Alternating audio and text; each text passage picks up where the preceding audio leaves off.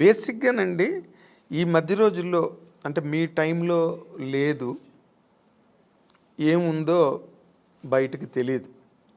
But ఈ రోజుల్లో ఈ కాస్టింగ్ కోచ్ అని మీరు ఒక సీనియర్ యాక్ట్రెస్గా, ఒక సక్సెస్ఫుల్ హీరోయిన్గా, ఒక డిగ్నిటీ అవన్నీ నిలబెట్టుకుని ఇన్నాళ్ళు ఇండస్ట్రీలో కంటిన్యూ అయిన ఒక స్టార్గా ఈ ఈ డెవలప్మెంట్స్ చూస్తున్నప్పుడు మీకు ఏమనిపిస్తుందండి? అంటే ఈ ప్రజెంట్ హీరోయిన్స్ ఫేస్ చేసే ఇష్యూస్ కానీ, లేకపోతే ఇండస్ట్రీలో వచ్చిన మార్పులు కానీ. అంటే హీరోయిన్ ఇప్పుడు ఫేస్ చేసిన ఇది సావిత్రి గారి టైంలో నుంచి ఉందండి. ఓకే, ఇప్పుడు మీరు చెప్పేది ఏంటంటే హీరోయిన్స్ డిఫరెంట్ ప్రాబ్లమ్స్ ఫేస్ చేయాల్సి వస్తుందని. ఆ ప్రాబ్లమ్స్ హీరోస్కి లేదు, హీరోయిన్స్కి మాత్రమే ఉంది. అదే కదా చెప్తారు మీరు. అవును. అది ఇప్పుడు కాదండి, అప్పుడు ఉన్న హీరోయిన్స్ దగ్గర నుంచి ఉంది. కాకపోతే అప్పుడు సోషల్ మీడియా, ఈ పబ్లిసిటీ ఇవన్నీ లేదు కాబట్టి తెలీదు.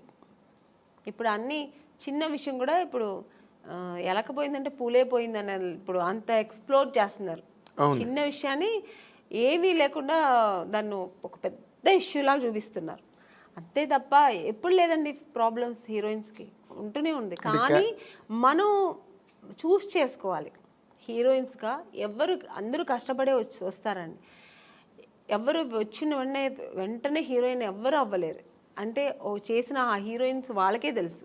ఎవరికైనా ఆ వెనకాల ఒక కథ ఉంటుంది, వాళ్ళకి వాళ్ళ బ్యాక్గ్రౌండ్ ఉంటుంది, వాళ్ళు ఏం కష్టపడ్డారు, ఎలా వచ్చారనేది ఉంటుంది. కానీ ఇప్పుడు మనం చూస్ చేసుకోవాలి.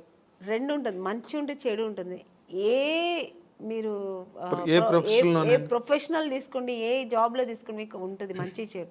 దాన్ని మనం తీసుకునే రీతి, మనం తీసుకోవాల్సిన ఇది మంచి ఇలా వెళ్ళాలి అనేది మన చేతుల్లో ఉంది. అంతే. చెడు ఉందని తెలిసిన తర్వాత మనం ఎందుకు వెళ్తామండి కదా. మీరు ఎప్పుడు అట్లాంటి ఎవరు మీ జనరేషన్? చెప్పాను కదా, ఫేస్ చేశాను నేను కూడా. తెలుగు మనం తమిళ్లో చాలా ఫేస్ చేశాను నేను కూడా. అవునండి. ఇప్పుడు పెద్ద డైరెక్టర్స్, పెద్ద కంపెనీల్లో లేదు అలాంటి నాకు తెలిసి. కొన్ని కొత్త కంపెనీస్ వస్తాయి, కొత్త వాళ్ళు వస్తారు, సడన్గా ఆఫీస్ వేసుకుని హీరో. మనకేం తెలుసు వాళ్ళు కొత్త ఏదో హీరోయిన్స్ ఛాన్స్ అంట, మనం వెళ్తాము. పిలుస్తారు, మేనేజర్ పిలుస్తారు, వెళ్తాం. ఓకే అండి, 2 పీసెస్ వేయాలండి, మీకు ఇక్కడ స్ట్రెచ్ మార్క్ లా ఉంటుంది కదా, అలా ఏమైనా ఉందంటే, నాకెళ్ళి ఎందుకు ఉంటుందండి స్ట్రెచ్ మార్క్, నాకు లేదండి అంటే, లేదు ఒకసారి చూపిస్తే బాగుంటుంది. ఎలా చూపిస్తారండి? పక్కన ఇప్పుడు ఒక మదరు, మా బ్రదరు ఉంటారు, వాళ్ళ ముందు ఇది చూపించండి, ఎలా ఇలాంటివి జరుగుతాయండి. అది ఎలా చూపిస్తారు? అది వాళ్ళు అర్థం కావాలని చేస్తారా, లేదు పర్టికులర్గా దీనికోసమే ఆఫీస్ వేసుకొని కూర్చుంటారా, మనకు తెలియదు. అప్పుడు అర్థమైపోతుంది వీళ్ళు సినిమా తీస్తారా లేదు దీనికోసం వచ్చారా. మనకు ఎక్స్పీరియన్స్ కదా. ఇప్పుడు ఒక 4-5 కంపెనీ వెళ్తే ఇప్పుడు అక్కడ ఎలా జరిగింది. ఇప్పుడు ఒక పెద్ద కంపెనీకి వెళ్తే వాళ్ళు ఏం అడుగుతారు, కొంచెం డ్యాన్స్ చేసి చూపించమ్మా, ఒక యాక్టింగ్ చూపించు, ఎమోషనల్గా చేయి, ఇప్పుడు ఒక హీరోయిన్తో మాట్లాడాలి, ఈ డైలాగ్ ఇస్తారు, ఇది ఎలా మాట్లాడతాం, ఇలా అడుగుతారు. అది మనకు సినిమాకు సంబంధించింది మాత్రమే వాళ్ళు అడుగుతారు. స్ట్రెచ్ మార్క్ చూడాలి, మీకు ఇక్కడ ఏమైనా బ్లాక్ ఉంటుందా, మొన్న ఒక హీరోయిన్ అలాగొచ్చారు, మేము చూడకుండా వేసుకున్నాము, చూసిన తర్వాత స్పాట్లో చూసాము, మీరు కొంచెం బట్టలు ఇప్పి చూపించండి. ఇలాంటివి కొన్ని కొత్త వాళ్ళు ఉంటారండి. ఇలాంటి వేషాలకు వాళ్ళు దీనికోసం వస్తారా లేదు సినిమా తీయడానికి తెలిసిపోతుంది మనకు. అప్పుడు అర్థమవుతుంది. అప్పుడు లేదు సార్, ఐఎమ్ సారీ, నేను అలా అంతా చేయలేను, నాకు స్విమ్మింగ్ నాకు అసలే తెలియదు, నేను అలాంటి క్యారెక్టర్ కూడా నాకు వద్దని చెప్పి లేచి రావడం, అంతే మన పద్ధతి. ఓకే చూపిస్తాను అనేది అది వాళ్ళ ఇష్టం అండి. అది ఎవరిని మేము తప్పు అనట్లేదు.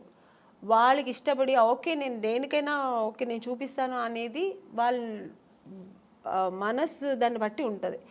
నేనైతే మైండ్ సెట్ బట్టి నేనేమంటాను, లేదు సార్ నాకు అది తెలియదని నేనైతే అలా చేయించాను, మీకు అంత ఇది ఉంటే నన్ను హీరోయిన్గా వేసుకోండి, నేను మీకు 2 పీస్ ఐఎమ్ రెడీ, నేను స్విమ్ సూట్ వేసుకుంటా, కానీ ఇక్కడ బట్టలు ఇప్పి చూపించడం అయితే నేను కుదరదని లేచి వచ్చిన ఎన్నో సన్నివేశాలు నాకు జరిగింది. అలాంటి సిచ్యుయేషన్స్ వచ్చాయి అని ఇచ్చి అడ్వాన్స్ ఇచ్చిన కంపెనీలు ఎన్నో ఉన్నాయండి. నాకు అడ్వాన్స్ తీసుకున్నా, ఇంటికి వచ్చిన తర్వాత next day phone, madam manager అప్పుడు మీకు సెల్ ఫోన్ లేదు కదా, ఏదైనా డైరెక్ట్ లేదంటే ల్యాండ్లైన్ మేనేజర్ వచ్చి మేనేజర్ వచ్చి మాట్లాడు, మేడం ఇలాగా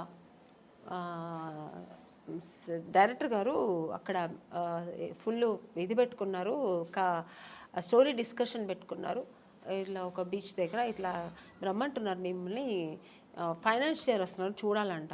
ఫైనాన్సర్ నన్ను ఎందుకు చూడాలి, నాకు అర్థం కాదు. ఫైనాన్స్ ఇప్పుడు చూడాల్సిందే డైరెక్టర్ ప్రొడ్యూసర్ అయిపోయింది.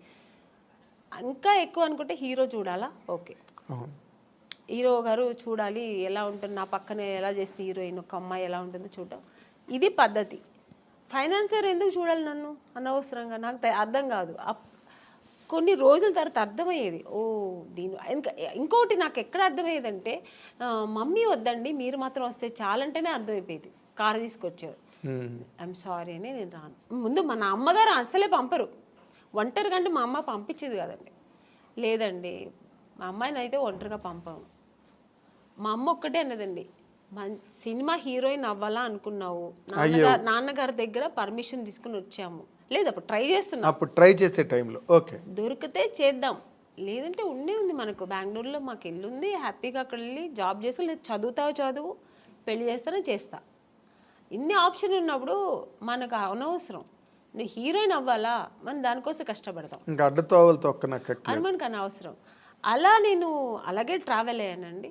నాకు అలాగే ఒక మంచి కంపెనీ, మంచి డైరెక్టర్స్, హెల్దీ పీపుల్స్తో హెల్దీ అదే దేవుడు మీ మరో విన్నాడు, తప్పు నాది 100%. కీర్తనల్ని బాగా ఆస్వాదించాడు. ఒక్కొక్క కంపెనీ వెళ్ళొచ్చిన వెంటనే నేను ఫస్ట్ దేవుడా నాకు రేపు ఈ కంపెనీ రేపు నేను హీరోయిన్ అయిపోవాలి, సెలెక్ట్ అయిపోవాలి, ఇలాగే వేడుకునేదాన్ని. అదే కాకపోతే ఇప్పుడు మీరు ఒకటి గమనించాలి, మీరు అన్నారు ఇందాక సావిత్రి గారి దగ్గర నుంచి ఉన్నాయండి ఇలాంటి ఇండస్ట్రీలోని అని. కాకపోతే ఇప్పుడు సోషల్ మీడియా రావడం వల్ల, కానీ హీరోయిన్లే పోలీస్ కంప్లైంట్లు ఇచ్చి కొంతమంది బాంబే నుంచి వచ్చిన వాళ్ళు, లేకపోతే ఏదో మొత్తానికి అలాంటివన్నీ జరగడం, అవన్నీ యూట్యూబ్లో వాళ్ళు వచ్చి వీడియోలు రిలీజ్ చేయడం, ఒక రకమైన డిస్టర్బెన్స్ అన్నది కొన్ని అన్ని చోట్ల అని కాదు, ఇన్ని సినిమాలు వస్తున్నాయి ఎక్కడ జరగవు కానీ, బట్ జరిగినవి మాత్రం చెప్తున్నాను కదండి, ఇండస్ట్రీ పరువు తీయడానికినే వచ్చిన వాళ్ళు అయితే ఇది జరగదండి. ఇంకా వేరే థాట్స్ మీద వస్తారండి కొంతమంది. ఇక్కడ హీరోయిన్లు ఉంటారు, ఇలా ఉంటారు, మనం ఇది సినిమా తీస్తూ ఇది కూడా చేయొచ్చు అనే వాళ్ళు కొంతమంది వస్తారు, అక్కడ ఇలాంటి తప్పులు జరుగుతాయి. ఓన్లీ సినిమాని నమ్ముకొని సినిమాని లవ్ చేసి ఒక సినిమా మనకు ఇండస్ట్రీలో ఈ ప్యాషన్తో వచ్చేవాళ్ళు, కళాకారులుగా వచ్చేవాళ్ళు ఎప్పుడు ఈ తప్పులు అక్కడ ఈ తప్పులు జరగదండి. వేరే థాట్స్ కూడా ఉంటాయి చూడండి దాంతోపాటు, లేదంటే ఆ థాట్స్ మాత్రమే అనుకొని వస్తారు కదా, అక్కడ ఈ తప్పులు జరుగుతాయి. సో అక్కడ కొంతమందికి ఇలా జరుగుతాయి. అవును. తర్వాత మీ టూ అనేది కూడా అలాగే ఆడవాళ్ళు కూడా అండి, ఏ హీరోయిన్ కూడా మనం ఇలా అయిపోవాలి, చెడుగానే ఉండాలి, చెడు దారి తొక్కాలని ఎవ్వరు రారండి. అందరూ ఒక డ్రీమ్తో వస్తారు.